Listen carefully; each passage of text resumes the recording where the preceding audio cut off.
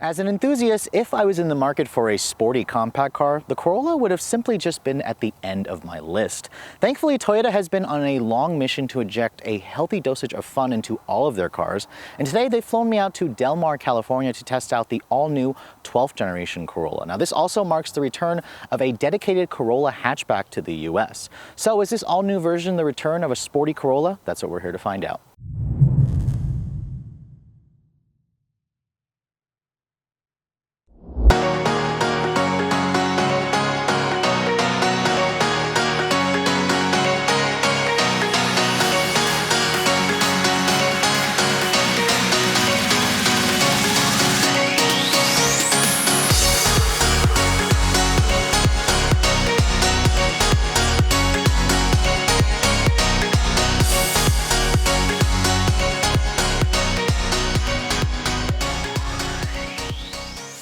So lately, Toyota has really been trying to make a statement with all of the new design languages they're introducing, and you can see that's really no different for the all-new Corolla. It switches over to the TNGA platform that we like on the new Camry, on the new Avalon, on the upcoming RAV4. You can see the styling of this car certainly is very aggressive. In fact, it looks a lot more cohesive in person versus when you see it in pictures. I think it looks much better, much more aggressive than the current generation Corolla, which had this big grille kind of grafted on at a later date. You can see this particular one is the XSE trim. It has unique touches in the actual styling. First of all, it's got this big corporate grille. It's got some satin chrome accents to it, which is different from the SE, which gives you like a gunmetal black accent. And then what I really love about Corollas are the standard bi-LED headlights. They're LED low and high beams with an LED daytime running light. Toyota actually offers adaptive swiveling headlights on this car as well. I mean, we live in a day and age where you can get that on a Corolla. It's optional on the XSE trim, like this particular one. Adaptive cruise control is also standard. They also put that behind the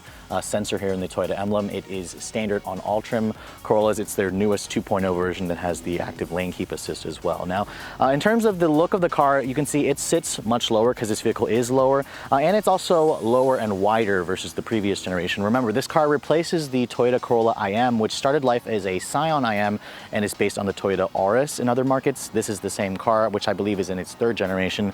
Toyota is going to be switching it all to the TNGA platform. Now, this car, when it launches, is available in two trims: SE, which comes with 16-inch wheels, or the 18-inch wheels that are on this XSE trim with 235 series tires.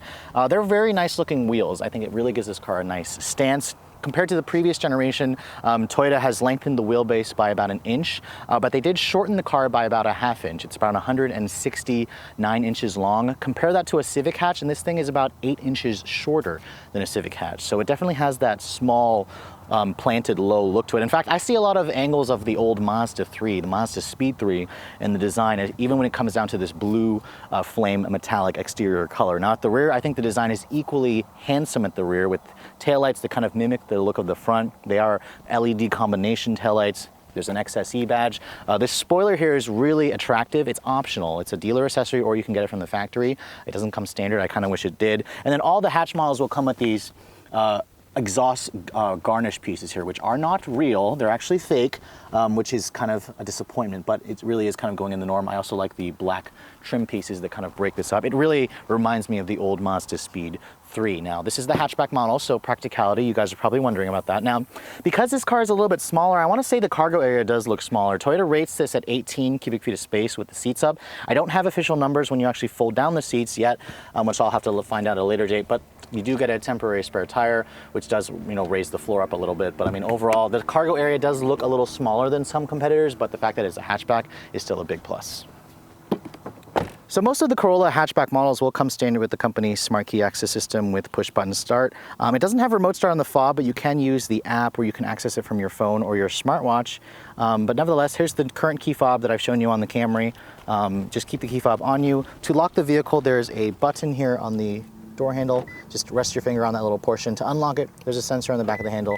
Just touch the back of the handle, it unlocks the door. Now, looking at the interior of this XSE model, it has its own unique seat trim. It's got like a two-tone soft text leatherette with this combination cloth, which looks really nice. The seats themselves, I found them to be really comfortable. I'm also noticing it has 10-way power adjustment with a lumbar adjustment. That's really rare in the compact segment. Even the Honda Civic doesn't offer that. It doesn't have the lumbar adjustment. So it's really nice that Toyota is stepping up their game. The rest of the interior looks pretty nice at a glance when you first open the door. This is the only interior color combination you get on an XSE trim. Now, stepping inside, you can immediately feel how much lower this car is compared to the previous generation. It just has a much more lower planted stance, which is what Toyota wanted. And then when you shut the door, it sounds nice and solid. This is the TNGA platform, as I said before, so it has a much stiffer platform. Now, to start the vehicle up, just keep the key fob in you. My tester has the 6-speed manual. Put the clutch in, push this button here to fire up the engine. Now you can see here, my tester has the upgraded 7-inch LCD display. The SE trim will have a smaller 4.2-inch display. It's a really nice looking display. It's very unexpected in a Corolla. You can hear this is the new 2-liter dynamic force engine. It's definitely a typical Toyota sound to the engine when you rev it up. It surprisingly also revs up pretty quick. Now, the rest of this interior, you can see Toyota's adapted the tablet style display here. It's got soft touch materials here on the upper portion of the dash with that faux stitching. It's pretty nice. They've definitely upped the interior quality versus the previous generation Corolla IM. The door panels here are also soft touch, which is nice. You have chrome accents here, or silver accents here. It's nice and padded leather right there. The window is one touch automatic for all 4. I wasn't expecting that in this segment. This is a segment exclusive feature, so bravo on Toyota. You're really upping the expectations here on quality and such. Now, the screen here, you're going to notice it's an 8-inch N2 3.0 display. This is the newest version, and it has Apple CarPlay, as you can see here right from the start. Apple CarPlay is this is the first car and the new Avalon that's getting Apple CarPlay. Still no Android Auto, but it does have Amazon Alexa. You can see here, the system works like every other CarPlay system, so I'm not going to show that. If you want navigation, just push the map display here. It's the Apple Maps.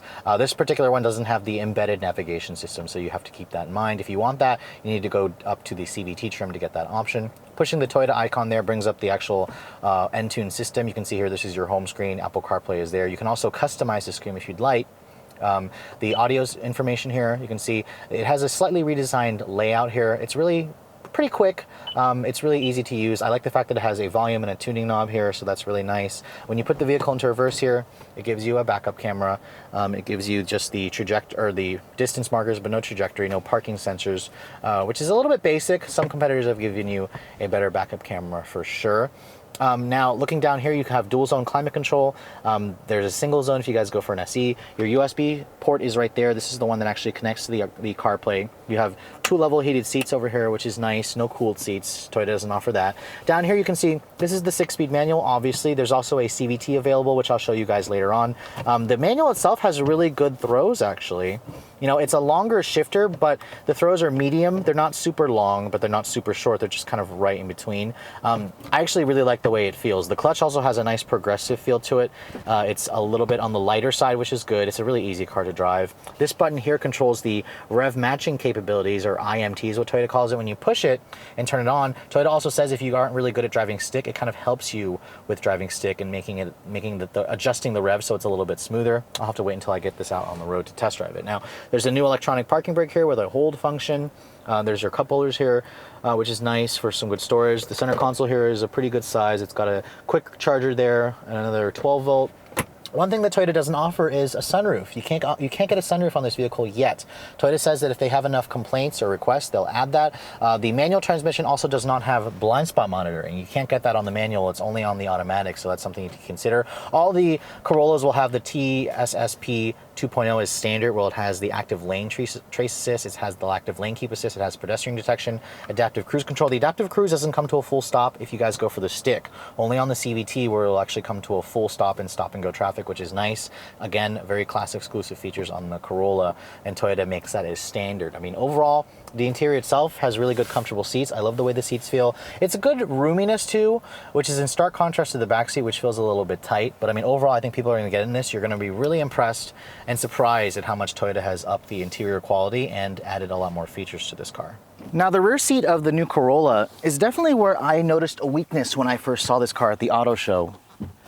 Now, this is kind of going to be a little different in terms of sedan. I know the current sedan has a huge back seat, but this you can see is a little bit more cramped. This definitely has less space than a lot of its main competitors, but at least it's a pretty, you know, comfortable back seat for what it is. I'm noticing this is where I'd have the front seat to drive. I'm pretty short, so there's good foot space under here, which is good. The floor has a slight hump in the center. There's no rear seat vents, just a little storage area here. And in terms of the materials, it's hard touch plastic back here, not like the front seats, but you do have some soft areas. There's a nice storage area for cups, your phone. There's 2 map pockets here, and then there is a nice little armrest here. Toyota used to kind of shaft you in the previous generation with some dual cup holders. So overall, the bench is nice. It has good storage, but just keep in mind that the legroom is a little bit cramped when you look at some competitors. The sedan is definitely going to go a different route when Toyota decides to introduce that. So for the first time in a long time, Toyota has finally put an all-new engine in the Corolla. Thank God, it really needed it. When you look underneath the hood of this new version, if I could find a latch, there we go, you can see it's got a prop rod, which is basically what I expected. Now, the engine itself is an all-new 2-liter dynamic force direct and port-injected 4-cylinder with double overhead cam. It's got variable valve timing. It's actually the same engine that you'll find in the upcoming Lexus UX. Now, power output, it's rated at 168 horsepower and 151 pound-feet of torque. That represents like a 31 horsepower increase, I believe, from the old model. So it's a pretty big jump. It's also a naturally aspirated engine. So if you guys are against turbos, the Corolla has your number basically all over it. Now, the one thing about this engine, it's available with a 6-speed manual on the SE or this XSE trim that I have, or you can get a new dynamic shift CVT that has a first gear launch, or it has a gear for first gear to actually launch the car, which is definitely a first. I'll also be driving that later in the test drive, but I'm gonna focus primarily on the manual. Now, this car doesn't have any fuel economy information yet. Toyota says they don't have it ready yet, and it probably won't be ready for another month or so, which I'll have to add later on into the description. Weight of this vehicle, it weighs around 3,000 pounds, which is pretty much in line with the previous generation. Toyota said that it's a much stiffer platform. It's like 60% stiffer. You still have a fully independent front and rear suspension. You have front and rear disc brakes. But overall, performance is definitely something that I know you guys are probably curious about. So let's get out on the road and see how it performs. So setting off in the all-new Corolla, I have to say, this car is seriously attractive when you first see it in person. So it got me excited to drive this all-new version. And honestly, when's the last time you could say you were excited to drive a Corolla? So good job, Toyota. You've really made this car look a lot more appealing initially. Now, my first impressions on the stick shift is it's typical in this segment. It's really easy to drive. The clutch has a really nice take-up. It's relatively responsive. It talks to you, although there are times where I found that I was kind of being a little jerky because I wasn't sure when I was going to engage. It engages right in the middle of the travel. It also has a hill holder function, which is good.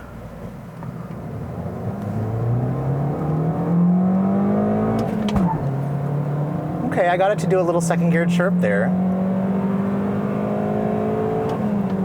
Now keep in mind, I'm in like this hilly area of San Diego, so a naturally aspirated engine is not going to always do well on higher elevations, but I have to say, you instantly feel the extra power. The old Corolla, when I drove it with a stick a couple of years ago, God, it was just a dog. This still feels relatively sluggish at times, but again, it's a compact car, it's a commuter car, it's not a sporty car, even though it looks like a competitor to like a Civic Si or a GTI. This is not. I mean, 168 horsepower is a nice improvement versus the previous generation, about 30 horsepower. What really impresses me is when you downshift, this thing will actually downshift rev match for you, which is really unexpected on a Corolla.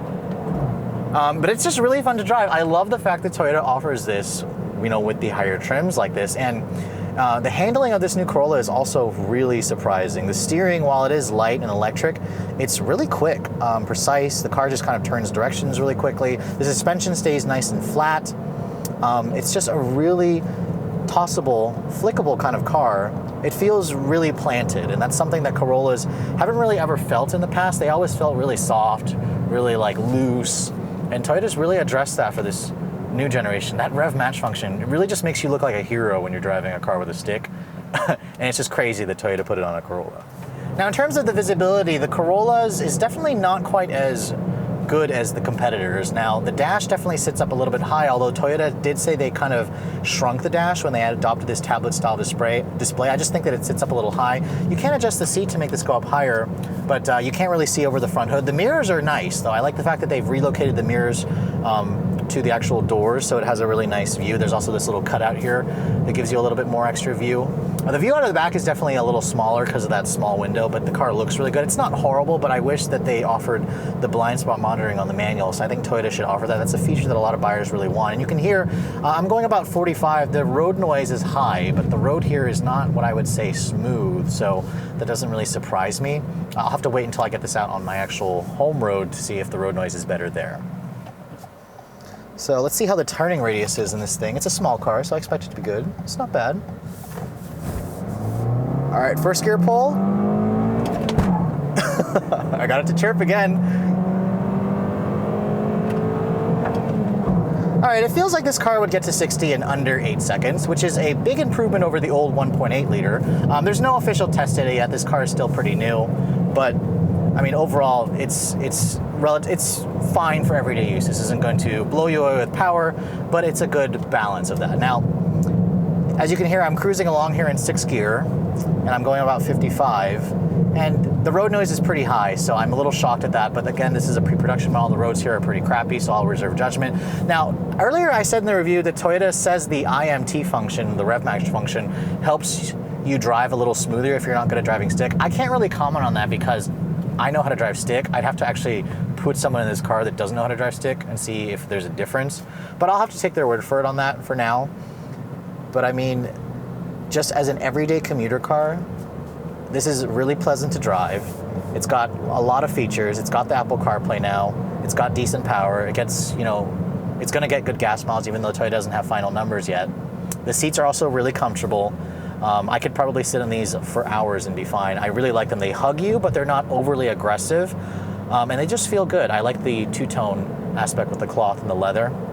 I think a lot of people are gonna be really surprised with this new Corolla.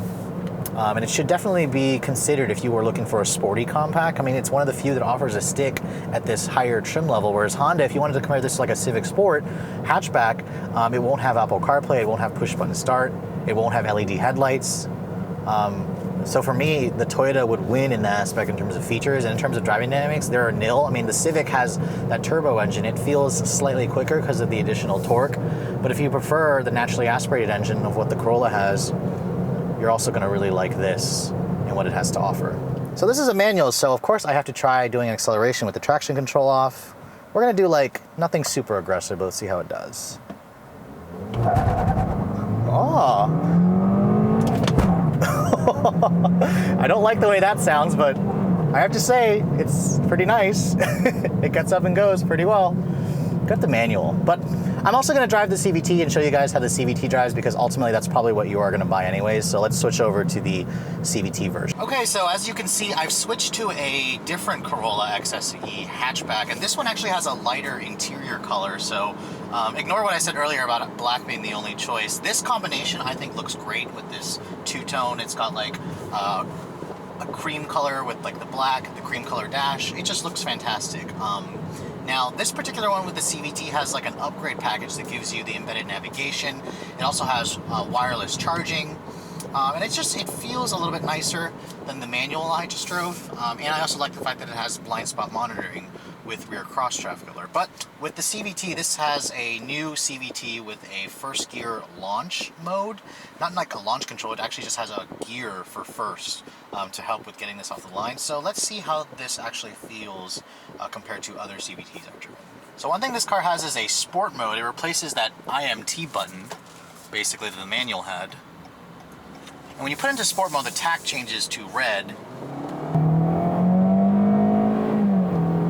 And that was the first gear, which is why it shifts. And then it kind of mimics a shift again into third gear, which is definitely interesting. Now, I think the one thing I'm noticing immediately right off the bat is the fact that this transmission with that first gear is really quick off the line, and that's the issue I have with most CVTs, especially the CVT and the Civic, where it literally feels like it lags so much as soon as you put your foot down. This doesn't feel like that at all. It really just kind of takes off as soon as you put your foot down. And it's also really responsive, so this is a huge improvement over the CVT that Toyota had in the old Corolla. I mean, this is the kind of conditions you're going to be driving in most of the times, and I have to say I'm impressed with how well it responds when I put my foot down. Now, the engine in this car, I noticed that it's a little bit buzzier and a little bit louder versus the stick shift model. I'm not entirely sure why that is. Maybe Toyota puts like less sound deadening on this. Maybe it's just the nature of the CVT. I'm just noticing it's not quite as quiet. It's not quite as eager to rev as the manual, so that could be a little bit of a concern for some, although most of the vehicles in this segment have buzzy engines. You also get paddle shifters on this XSE trim, which mimics shifts. I believe it has 10 speeds when you use the paddle shifters. I actually haven't gone up to highway speeds yet to test that claim. But the shifter itself, the paddles itself, they work relatively well. But yeah, once you get past like third gear, the car's transmission definitely starts to behave more like a CVT where it doesn't really have any shifts. What I find is it's just a really pleasant car to drive. I forget that I'm driving a CVT, honestly. It's a really good transmission where it's smooth when it needs to be, yet responsive when you want it to be, especially if you're kind of driving a little bit more aggressively. I mean, just like the standard manual, the handling of the Corolla is just incredible. The steering, you know, is really quick, precise. The body stays flat. But let's get it up on the highway here, because ultimately a lot of you probably are wondering how this car is like on the highway in terms of the noise. I'm on the 5 freeway here in just outside of San Diego. And there's the lane departure alert with steering assist. It still beeps annoyingly, which you can turn off from this button here. But you can see here, I'm gonna take it out of sport mode and we're just kind of gonna cruise along here. It goes to like an eco normal mode when you do that. And at 70, the revs are below 2,000 RPM, which is really good. A lot lower than the manual transmission, which is why this is probably gonna get a little bit better gas mileage. But in terms of the noise you hear, there's a good amount of road noise. Again, I don't know if it's this car in general being noisy or the roads are just so crappy here in California. I will have to wait until I drive this again in DC. But I mean, easy to drive, visibility is good, the seats are just as comfortable as the stick shift model, and honestly, it has pretty good power. Again, I just really like how responsive it is. It has really good, you know, passing power as well. You can really feel that extra 30 horses and the fact that this car doesn't weigh anymore. To me, this transmission combination feels like it could be quicker than the manual transmission. I won't know for sure until like somebody does like a drag race or something, but nobody really drag races Corollas, come on, at least until there's a performance model that comes out. So I finally was able to come to a stop here. I'm gonna try showing you guys what it's like to actually accelerate from a stop. And by the way, I wanna also correct myself. It has 7 virtual gears, not 10, which actually they all do, or the paddle shifters in this car actually work well. And I think it's probably one of the better paddle shifters that I've tried with fake gears on a CVT.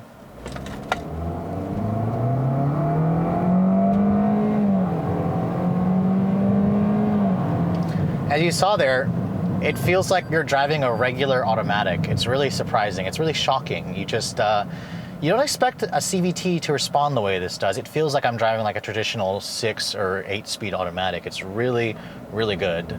I think it's gonna be a huge plus for people who have never liked CVTs. You're gonna drive the CVT in this Corolla, and it's gonna probably make you a fan or a believer, or you may just be fooled into thinking it's a regular automatic if nobody told you.